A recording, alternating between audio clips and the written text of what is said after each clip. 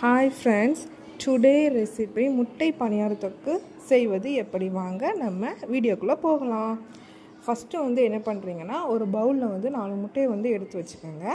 அது கூட கொஞ்சம் பெரிய வெங்காயம், பச்சை மிளகாய், மல்லி இலை போட்டு நல்லா மிக்ஸ் பண்ணிக்கோங்க. அப்புறமா அதில் வீட்டு மசாலா, மிளகுத்தூள், வத்தப்பொடி, உப்பு, மஞ்சள் அதையெல்லாம் சேர்த்து நல்லா மிக்ஸ் பண்ணி வச்சுக்கோங்க. அப்புறமா அடுப்பை ஆன் பண்ணி பணியார கல்லில் வச்சு அதில் கொஞ்சம் கொஞ்சமாக அதில் ஊற்றி அந்த பணியாரத்தை எடுத்து ப்ளேட்டில் வச்சுக்கோங்க.